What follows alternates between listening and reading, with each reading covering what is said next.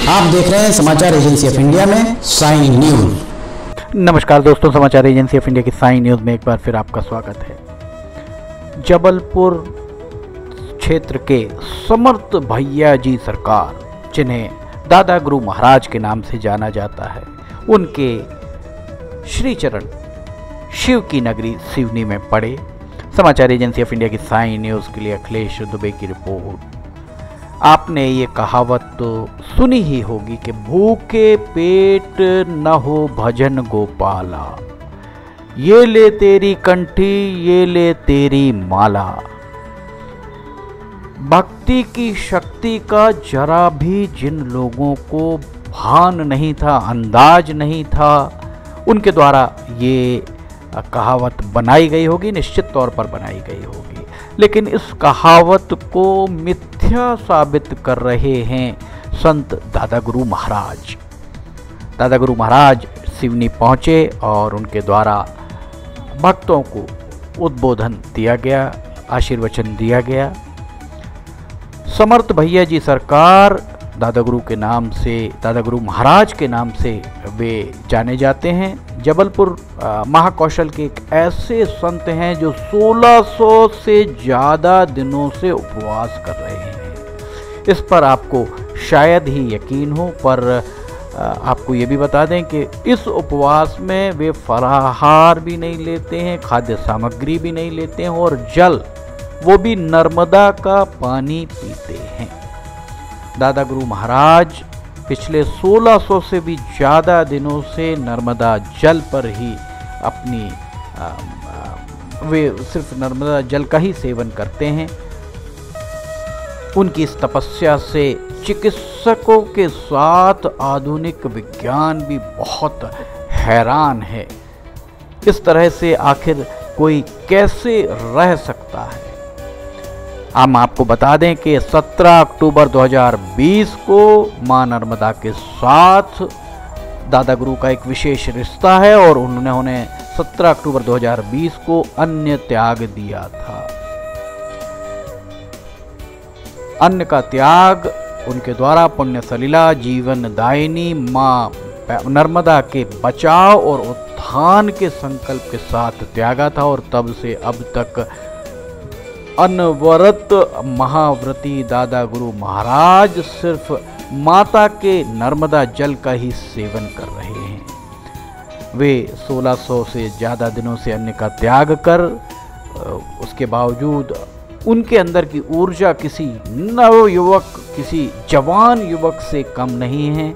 वे लगातार माता नर्मदा की पैदल परिक्रमा कर रहे हैं, गांव-गांव घूमकर माता नर्मदा की भक्ति के प्रति लोगों को जागरूक कर रहे हैं। दादा गुरु महाराज की इस ऊर्जा के सामने विज्ञान भी नतमस्तक ही प्रतीत होता है। चिकित्सकों के द्वारा बहुत कोशिश की गई इस उनकी ऊर्जा का राज जानने की, पर वे कोई भी इस निष्कर्ष पर नहीं पहुँचे कि उनके अंदर ये ऊर्जा कहाँ से आती है। आइए हम आपको सुनाते हैं दादा गुरु महाराज के द्वारा जो आशीर्वचन दिए गए सिवनी में। समाचार एजेंसी ऑफ इंडिया की साइन न्यूज़ के लिए अखिलेश दुबे की रिपोर्ट। आइए सुनते हैं। इनको सुरक्षा प्रदान करती है और बड़ा गर्व है हमने शक्तियों को, हम दुनिया में एकमात्र ऐसा देश है जिन्होंने शक्तियों को प्रत्यक्ष पाया है। प्रत्यक्ष हमने शक्तियों को पाया है। हम तो आज दुनिया को बोलते हैं कि देखो देखो हमारे पास शक्तियां हैं, देखो गंगा है, देखो यमुना, देखो गोदावरी कावेरी को, देखो गंगा और देखो उस मां नर्मदा। दुनिया के लिए ये नदियां हैं और दुनिया कहती है ये नदियों का देश है और हम कहते हैं ये शक्तियों का देश है जिसमें शक्तियों का प्रकटीकरण हुआ। नदी के रूप में हमने शक्ति को प्राप्त किया है। गंगा नर्मदा, गोदावरी, कावेरी, पैनगंगा, ये नदियां नहीं, ये शक्तियां हैं। ये वही शक्तियां हैं जो हमें जीवन प्रदान करती है। ये वही शक्तियां हैं जो हमें भयमुक्त जीवन प्रदान करती है। ये वही नदियों के रूप में जिसको हम देख रहे हैं, ये वही शक्तियां हैं जो हमें कई प्रकार के संक्रमण और आपदा और संकटों के दौर में हमारे कुल और वंश की सुरक्षा प्रदान करती है, हमारे गांव नगर की सुरक्षा प्रदान करती है। नदी के रूप में हमने भगवती को पाया, नदी के रूप में हमने वो शक्ति को पाया है।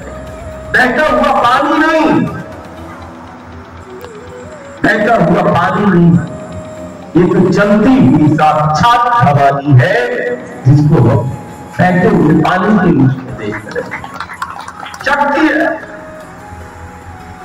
कई लोगों का प्रश्न है, आज दुनिया के बड़े बड़े उच्च संस्थान आज इस जीवन को देख रहे हैं जिस जीवन के समक्ष तुम बैठे हो, और वो कई प्रकार के शोध करते हैं कि ये कैसे संभव है कि एक नदी पर कोई कैसे जी सकता है, कोई कैसे पेड़ पहाड़ों की निकटता में कब से बेहतर जीवन को जी सकता है।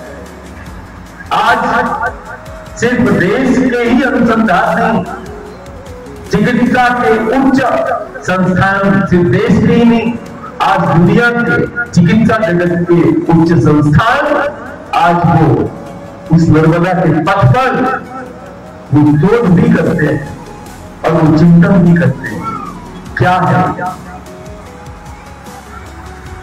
ये नदी से संवाद करते हैं, ये माटी से संवाद करते हैं, ये वृक्षों से संवाद करते हैं, ये पेड़ों से संवाद करते हैं, पहाड़ों से संवाद करते हैं। देखो हमारा सनातन, देखो हमारी संस्कृति। एक तरफ नदी के रूप में भी हमने भगवती को हमने पाया, और हम ही है दुनिया में, हम तो इस धरती को माटी के रूप, माटी को भी मां के रूप में पूछते हैं और कहते हैं कि परमात्मा ईश्वर अवतार लेता है। गुरु गोविंद ने अवतार लिया, परमात्मा ईश्वर ने अवतार लिया, लेकिन अवतार का भी कोई कारण होगा। युग और सदी साक्षी है, परमात्मा ईश्वर अवतार लेता है, लेकिन अवतार लेकर वो लीला भी करता है, और उसने लीला की, और वही परमात्मा ईश्वर की लीला करते हुए वो बोध कराता है और वो बताता है आने का कारण। अवतार का कारण है ये धरा, अवतार का कारण है वो धेनु जिसको लोग पशु के रूप में बोलते हैं, गौ। हमारे लिए हमने तो शक्ति को गौ के रूप में भी प्राप्त किया, हमने तो अपनी माटी को हम मां के रूप में हमने पूजा ही नहीं, हम तो मां के रूप में भी हमने देखा।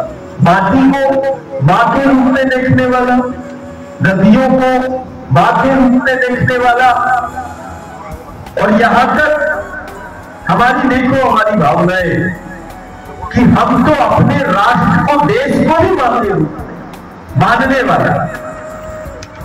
यदि दुनिया के अंदर कोई देश होगा जो अपने राष्ट्र को, अपने देश को मां कहता है और मां के रूप में देश को देखने वाला, मां के रूप में नदियों को देखने वाला, मां के रूप में अपनी माटी को, इस धरती को पूजने वाला, दुनिया के अंदर यदि कोई देश होगा तो यही है जिसको हम भारत कहते हैं, जिसमें हम जन्म राष्ट्र को मां कहते हैं,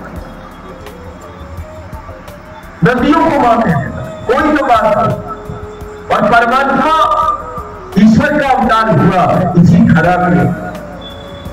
वो परमात्मा ईश्वर कहता है कि मैं आता हूं इस धरा के लिए, और इस धरा पर आकर इसी धरा का जीवन कथा वो बताता है। और इन्हीं जीवन दायिनियों के तटों पर, पथों पर, कभी गंगा के तीरे, कभी नर्मदा के तीरे, कभी गोदावरी, कभी यमुना के तीरे और कभी वैनगंगा के तीरे वो गुरु गोविंद कहता है मैं चला, मैं मिला, मुझसे मिलना है, मुझे देखना है, मुझे जानना है, तो चलो नर्मदा के पास, चलो नर्मदा। कि जब जब परमात्मा ईश्वर हमारे बीच में आया, क्या स्वरूप बताया? इन वृक्षों को, पेड़ों, पहाड़ों को अपना स्वरूप बताया। वृक्ष ही प्रत्यक्ष है, ये गुरु गोविंद ने हर युग समय में बताया कि मैं इस स्वरूप में जब आता हूं तो बोध कराता हूं, लेकिन बोध तो इसी धरा का, इन्हीं पेड़ पहाड़ों का, इसी प्रकृति का, इसी माटी से जुड़कर मैं जीना सीखना।